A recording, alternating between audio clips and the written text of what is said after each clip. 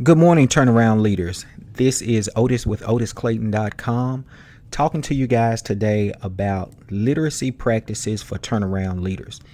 So this is a professional development I did with some teachers about how to incorporate small writing to get big results.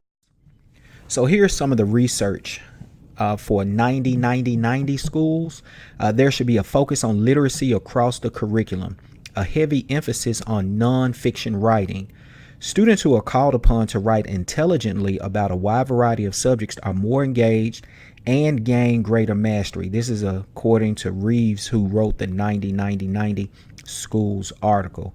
Students have to read and write for learning, and reading and writing are inextricably linked. You can't be a good reader and not a good writer, and conversely, you can't write well and don't know how to read well. And frequent nonfiction writing assignments with the chances to reflect on, revise, and improve the style, logic, and use of evidence train the mind for critical thinking. We want students who can think critically about a variety of topics. So incorporating small writing into all subject areas across the curriculum will help students with critical thinking. So the first thing I did with this group of teachers is to help them develop a SMART goal. So I just had an example. And so SMART goals should be specific, measurable, achievable, realistic, and time bound. And so these SMART goals are usually created in PLCs or in content area meetings where we're looking at student data and looking at our goals that we set usually during the summer when creating our school improvement plans. I asked teachers in this professional development, how can they support literacy? So there were teachers from different content areas, and I just wanted to get some feedback on their thoughts because we don't want to just assume anything that teachers don't know what to do. So they usually have some really good information that bolsters the professional development. And so what we'll do in this particular opportunity is to give teachers maybe some post-it notes or just have some share outs that we put on chart paper to see what their ideas are, because we want ownership when it comes to changing our literacy program. And so here were the objectives. Use the writing rubric to help students craft feedback for accountable talk to improve literacy. Participants will be able to understand and practice literacy strategies to improve student achievement across all content areas. And the big thing we wanted to do was create a writing task using an LDC frame. And LDC stands for Literacy Design Collaborative, so you can Google that. It has some really great resources about how to use literacy design collaboratives so teachers can create writing prompts in their classes. The next step we did was to look at what the rubric said. What is the rubric? What are the expectations of students?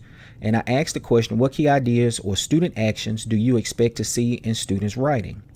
What is the difference between a 3 and a 4 in the rubric for focus and organization and development? There are 4 areas of the rubric: focus and organization, development, language, and conventions. But I wanted to start with focus and organization and development. This is the structure of a student's writing prompt, as well as the evidence that they select from the reading to support their thesis. And in the rubric, we have words like effective and adequate. So how do we differentiate between an effective writing structure versus an adequate writing structure, or well-chosen relevant evidence juxtaposed to relevant and sufficient evidence in our writing? And so that's what I asked teachers to do when they annotated the rubric. What key ideas or student actions do you expect to see in our writing? Ask students, what is well-chosen and sufficient evidence according to the text? This is what I wanted them to do with their students this was a train the trainer. So teachers went through the professional development and exercises in order to better understand how to take their students through the professional development and exercise to get that solid foundation of understanding of what is expected when I write. What is the difference between a 3 and a 4 in the rubric for focus and organization and development according to the text? And the text that we were using was the rubric itself. The next thing we did was to score a paper. I had some student essays that correlated to this prompt from Carol Dweck's writing on intelligence. So we looked at those papers and then we scored them together as a norming and had some really good conversation about, was this adequate evidence? Was it sufficient? What about the writing structure? So it gave us some common language and common opportunities to discuss what we should see in students' writing. So we scored those papers for focus and organization and development until we can come to some agreement, and had a little pushback, but it was really good because now we had a clear understanding of what everyone expected to see in writing, no matter the content area. We also had teachers to craft feedback that they would give to students on their writing. And that's a really important part in writing that sometimes we miss by trying to rush through content and exercises, is to allow students to not only write but rewrite so that they can learn from their mistakes and improve their writing. We want to get students better at improving their writing to develop more critical thinkers. So this was the next exercise when teachers use the LDC framework to create a prompt. So my background is in science, so I just created this prompt using the framework. And so what you see underlined are fill in the blanks from the LDC framework. So the gerunds of reading, define, explain, and support were already there. I just had to plug in the content of what I was currently teaching or what I would be currently teaching in order to gauge students' learning. How do we get students to read and write about the content in our classrooms at a high level? So when we talk about defining natural selection, that's pretty low level that they can gain from the text. But as we ask them to explain evolution, is a more cognitive demand for the students, and it gives us an opportunity to gauge their understanding of the content and where we need to modify and adjust. So after reading pages 21 through 24 on evolution, write a summary that defines natural selection and explains evolution. Support your discussion with evidence from the text. So that sentence right there correlates with the development rubric, the development portion of the rubric of citing evidence from the text. And what conclusions can you draw? So we want to know how are students interpreting this information? What are they gleaning from the content? Now we also help teachers create no-do charts. As one of the things we noticed is when students were writing, they almost didn't have an entry point or know what to do. So we broke that prompt down into a no-do chart. So in this particular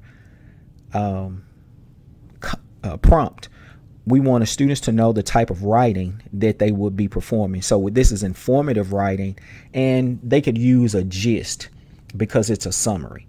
We wanted them to know the definition of natural selection. We wanted them to know an explanation of evolution.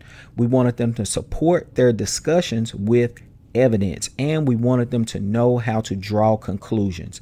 And then you see in the second column, did they do it? And the third column, just as a check for each student, is did I perform these objectives in my writing? So they would just check off that those things were completed. This is a graphic organizer to support students' learning. Some students may not need this, but we want to differentiate our instruction to ensure that we're meeting the needs of all learners. And a great way to do that is to provide a graphic organizer. So in closing, I just restated our objectives for the day, which is a good strategy that all teachers and trainers should use. When you have an opportunity to debrief with your objectives for the day, teachers or participants can say that I have it or I don't have it.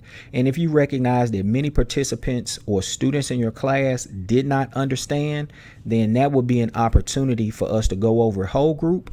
Or if there are a few students who don't understand or a few participants don't understand, we can do some one-on-one training or teaching in-depth dive on those particular objectives and concepts.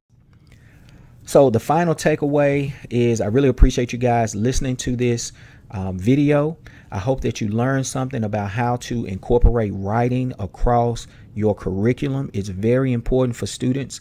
So leave me a comment on this video, and I'm also asking that you share this with 5 turnaround leaders in your group. And if you have more questions, send me an email to get your questions answered to turnaroundprincipal1911@gmail.com.